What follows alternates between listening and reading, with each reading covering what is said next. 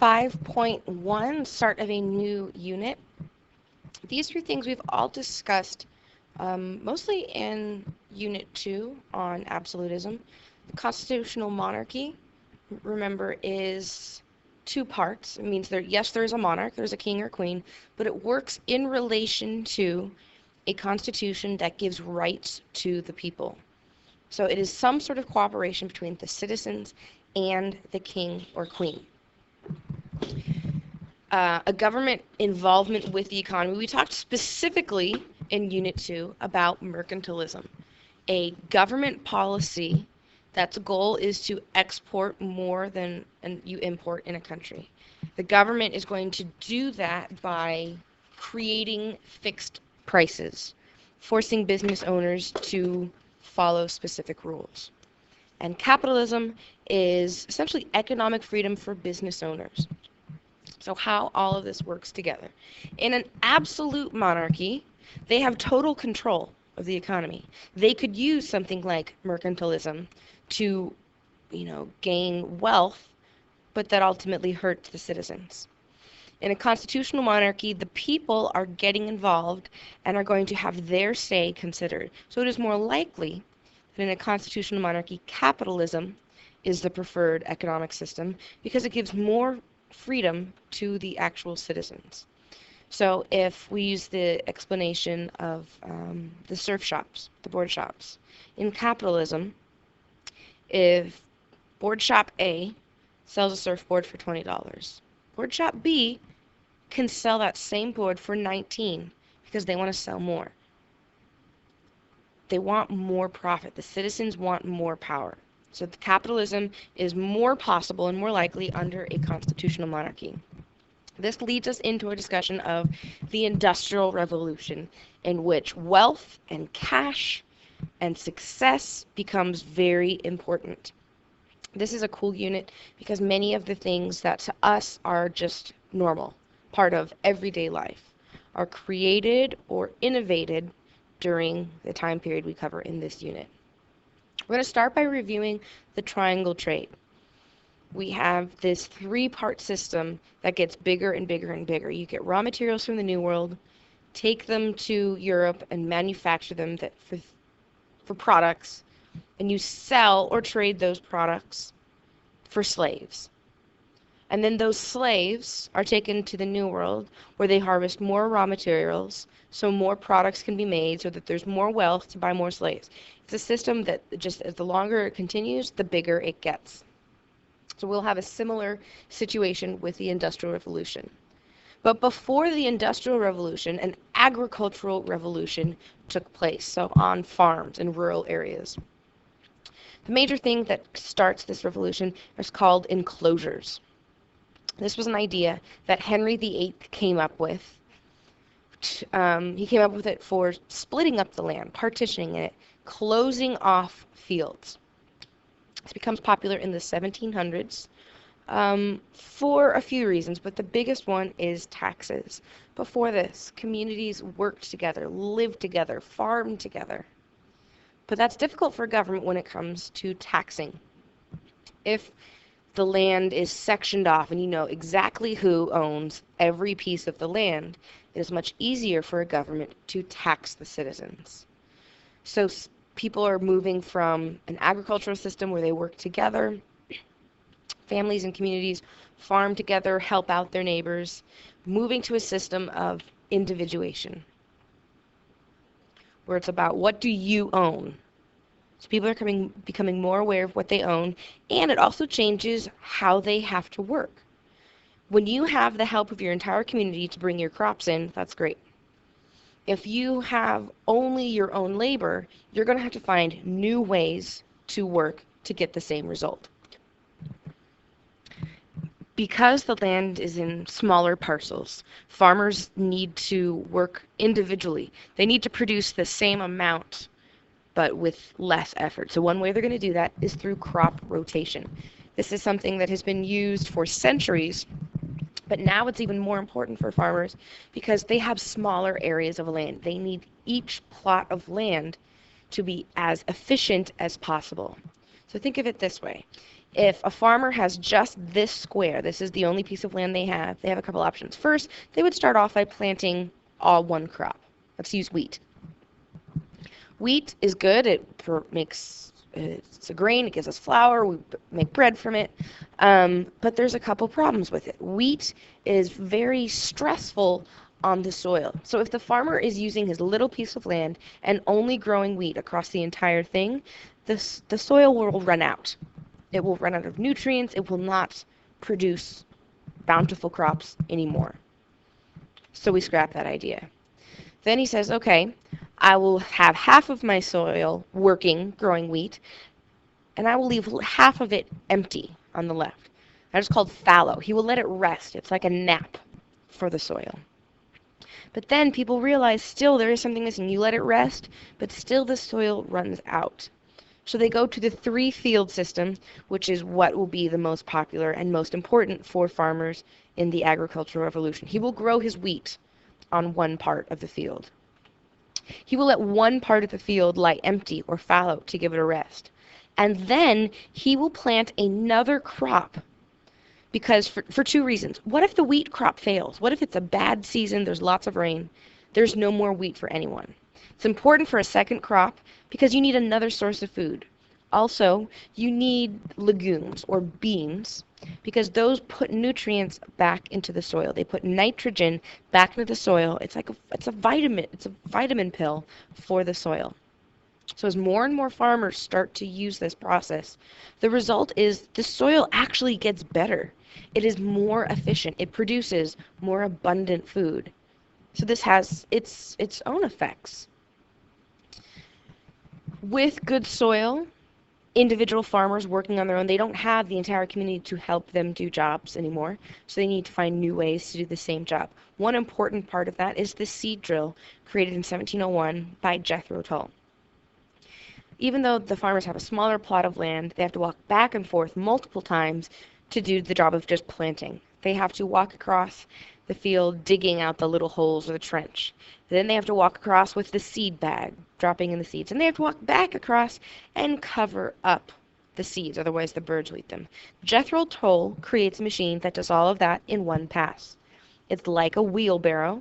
The little white wheel at the front is there for balance. The first part, starting from the left, is if you see that sort of wood foot, that is the part that creates the trench. It creates a space in the ground where the second part, the seeds, will drop in. You can see that triangular cream holder of the seeds. It drops them in. And then the third part, if you see it looks sort of like a black boot, that part pushes the soil back over the seeds. So now in just one walk across the field, you've done what it previously took you 3 or 4 times. You are working more efficiently. Another example of this is the cotton gin. Cotton was an important crop for the Industrial Revolution. Provides lightweight, durable fabric, but harvesting cotton is sort of different. We see it looking all cute and fluffy, but it's really hard to get these sort of pokey leaves off of it. And also in the middle, there are sticky, sharp seeds. It takes a lot of time for people to pick those out so that the cotton can be usable.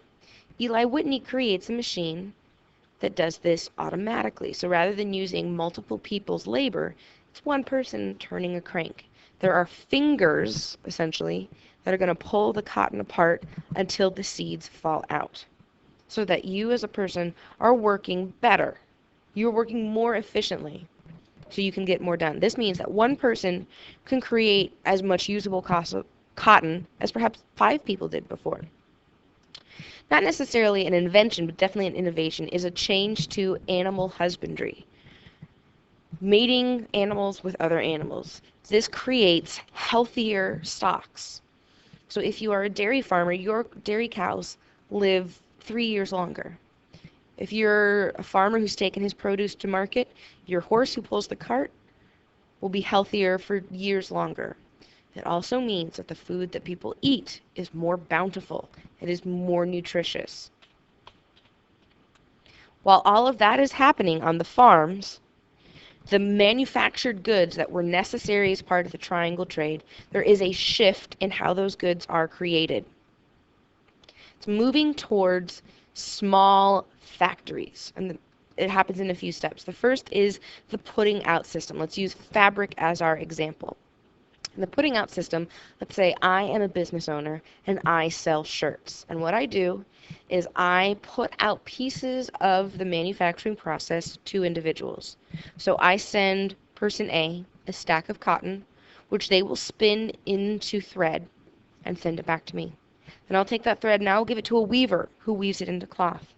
And then I give that cloth to person C, who makes it into collars. Person D makes it into sleeves.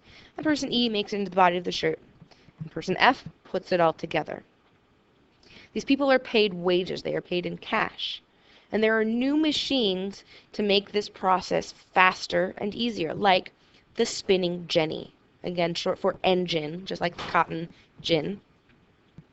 Instead of one person using one spinning wheel to create thread out of wool or cotton, the spinning jenny does the same work as 8 or 9 or 10 spinning wheels. So work is done faster. One person is more effective. Also, so let's say person 1, who I gave the cotton to create into thread, that person realizes that if they buy a spinning jenny, after saving their money, they can create that thread faster and make more money.